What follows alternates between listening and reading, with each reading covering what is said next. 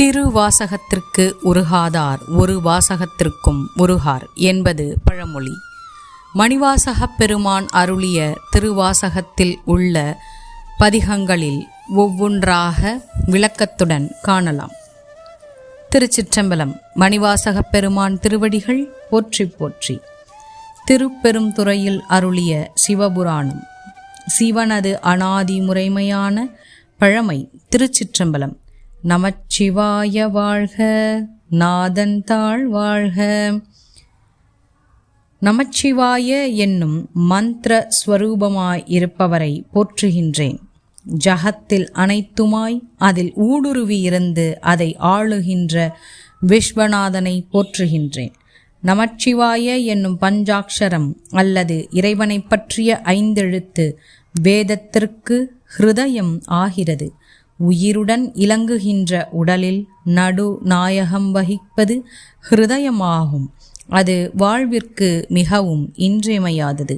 மூளை வேலை செய்யாவிட்டாலும் வாழ்வு நடந்தேறும். ஆனால் ஹிருதயம் வேலை செய்யாவிட்டால் மரணம் நேரும்.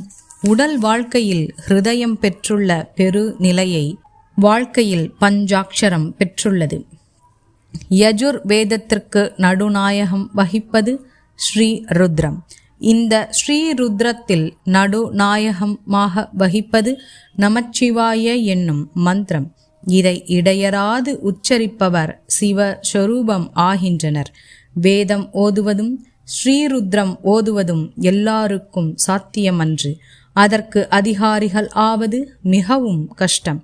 எல்லோரும் அதிகாரிகள் ஆவதும் இல்லை. ஆனால் நமச்சிவாய என்று நவிலுவது மிக மிக எளிமையானது. அது யாருக்கும் இயலும். அது எல்லோர்க்கும் பொது, எல்லோர்க்கும் சொந்தம். தீட்சை பெற்றுக்கொண்டும் அதை பகரலாம், தீட்சை பெறாதும் பகரலாம். தாயை கூவியழைக்க சேய்க்கு எப்பொழுதுமே உரிமை உண்டு. அதற்கு தீட்சை என்பது தேவையில்லை. அங்ஙனம் இறைவனை அவனுடைய மந்திரத்தை கொண்டு கூவி அழைக்க உயிர்களுக்கு உரிமை உண்டு. திருச்சிற்றம்பலம். மணிவாசகப் பெருமான் திருவடிகள் போற்றி போற்றி.